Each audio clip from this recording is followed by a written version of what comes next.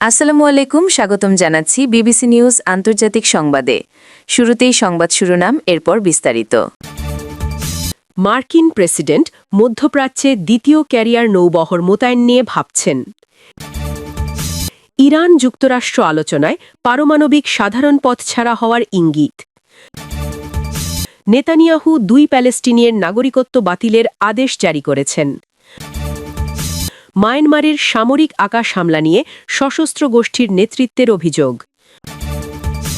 দক্ষিণ সুদানে সরকার ও বিরোধীদের মধ্যে জঙ্গলে বড় সামরিক অভিযান চলছে।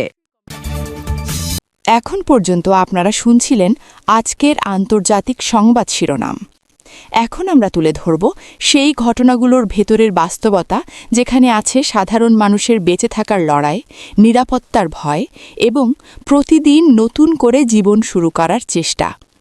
আপনি যদি বিশ্বের নির্যাতিত ও অসহায় মানুষের কণ্ঠ শোনার মতো সংবাদ দেখতে চান, যদি মনে করেন মানবতা, ন্যায় এবং সত্যের খবর সবার কাছে পৌঁছানো দরকার, তাহলে চ্যানেলটি সাবস্ক্রাইব করে আমাদের সঙ্গে থাকুন।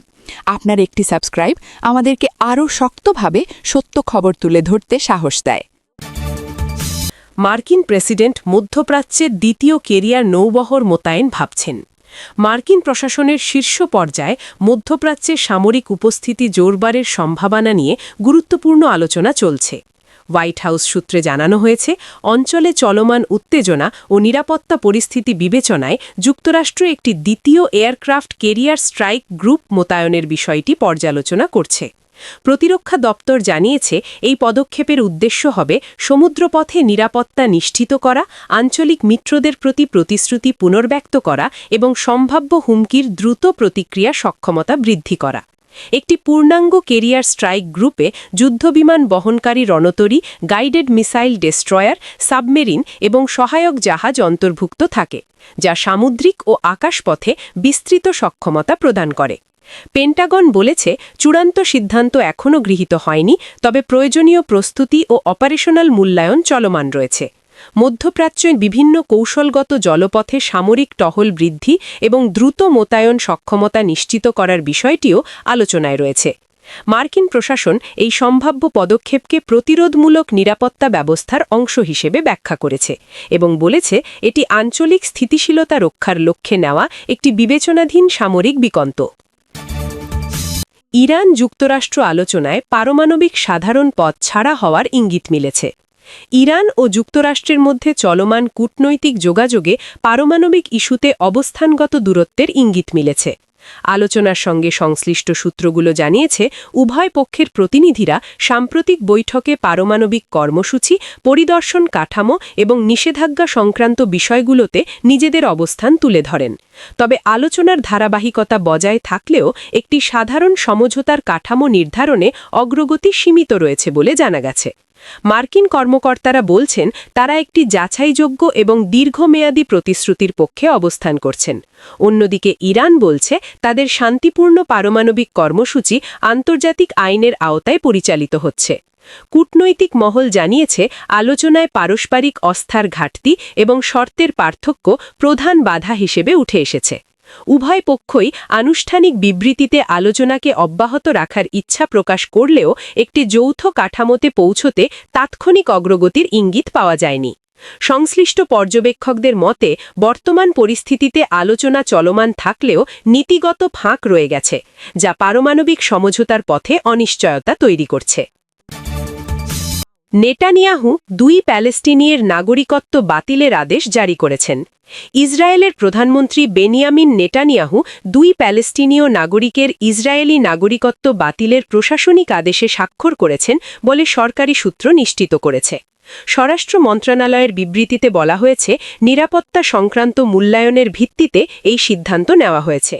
সংশ্লিষ্ট ব্যক্তিদের বিরুদ্ধে রাষ্ট্রের নিরাপত্তার পরিপন্থী কার্যকলাপের অভিযোগ রয়েছে বলে জানানো হয়েছে, যদিও বিস্তারিত তথ্য প্রকাশ করা হয়নি। ইসরায়েলি আইনের নির্দিষ্ট ধারার অধীনে নাগরিকত্ব বাতিলের ক্ষমতা প্রয়োগ করা হয়েছে বলে কর্মকর্তারা উল্লেখ করেছেন। এই সিদ্ধান্তের পর মানবাধিকার সংস্থাগুলো আইনি প্রক্রিয়া, স্বচ্ছতা এবং আপিলের সুযোগ নিয়ে প্রশ্ন তুলেছে। ইসরায়েলি সরকার বলেছে, রাষ্ট্রের নিরাপত্তা সুরক্ষা নিশ্চিত করাই এ পদক্ষেপের মূল উদ্দেশ্য এবং এটি আইনানুগ প্রক্রিয়ার মাধ্যমেই সম্পন্ন হয়েছে। বিষয়টি দেশটির অভ্যন্তরীণ ও আন্তর্জাতিক পর্যায়ে আইনি ও কূটনৈতিক আলোচনার জন্ম দিয়েছে। সংশ্লিষ্ট কর্তৃপক্ষ জানিয়েছে, প্রভাবিত ব্যক্তিদের আইনি প্রতিকার চাওয়ার সুযোগ রয়েছে এবং প্রক্রিয়াটি বিচারিক পর্যালোচনার আওতায় আসতে পারে। মায়ানমারের সামরিক আকাশ হামলা নিয়ে সশস্ত্র গোষ্ঠীর নেতৃত্ব অভিযোগ করেছে যে দেশটির সামরিক বাহিনী সাম্প্রতিক সময়ে একাধিক আকাশ হামলা চালিয়েছে, যার ফলে বেসামরিক এলাকায় ক্ষয়ক্ষতির ঘটনা ঘটেছে। গোষ্ঠীটির মুখপাত্র এক বিবৃতিতে দাবি করেছেন, হামলাগুলো সংঘাতপূর্ণ সীমান্ত অঞ্চলে পরিচালিত হয়েছে এবং এতে অবকাঠামো ও আবাসিক স্থাপনা ক্ষতিগ্রস্ত হয়েছে। সামরিক জান্তা এ বিষয়ে আনুষ্ঠানিকভাবে বিস্তারিত প্রতিক্রিয়া না দিলেও পূর্ববর্তী বিবৃতিতে তারা বলেছে, সশস্ত্র বিদ্রোহী অবস্থানের বিরুদ্ধে লক্ষ্যভিত্তিক অভিযান পরিচালিত হচ্ছে। স্থানীয় পর্যবেক্ষক ও মানবিক সহায়তা সংস্থাগুলো পরিস্থিতি পর্যবেক্ষণ করছে এবং নিরাপত্তাজনিত কারণে অনেক এলাকায় প্রবেশ সীমিত রয়েছে বলে জানিয়েছে। সশস্ত্র গোষ্ঠীর পক্ষ থেকে আন্তর্জাতিক সম্প্রদায়ের দৃষ্টি আকর্ষণের আহ্বান জানানো হয়েছে এবং তারা দাবি করেছে, আকাশ হামলা বন্ধে আন্তর্জাতিক চাপ প্রয়োজন। অন্যদিকে সামরিক কর্তৃপক্ষ বলছে, তারা দেশের সার্বভৌমত্ব রক্ষায় আইনশৃঙ্খলা অভিযান চালাচ্ছে। ঘটনাগুলোকে ঘিরে তথ্য যাচাই এবং স্বাধীন তদন্তের দাবি উঠেছে, যদিও সংঘাতপূর্ণ এলাকায় নিরপেক্ষ তথ্য সংগ্রহ চ্যালেঞ্জপূর্ণ হয়ে উঠেছে। দক্ষিণ সুদানের সরকার ও বিরোধীদের মধ্যে জঙ্গলে বড় সামরিক অভিযান চলছে। দক্ষিণ সুদানের একটি বনাঞ্চল ঘিরে সরকারি বাহিনী ও সশস্ত্র বিরোধী গোষ্ঠীর মধ্যে ব্যাপক সামরিক অভিযান অব্যাহত রয়েছে।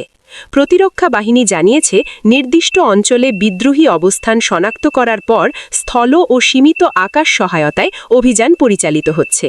সরকার বলছে, এই পদক্ষেপ দেশের নিরাপত্তা পুনঃপ্রতিষ্ঠা ও সশস্ত্র কার্যকলাপ দমনের অংশ। বিরোধী গোষ্ঠীর পক্ষ থেকে দাবি করা হয়েছে, অভিযানটি বেসামরিক জনগোষ্ঠীর উপর প্রভাব ফেলছে এবং তারা প্রতিরোধ চালিয়ে যাচ্ছে।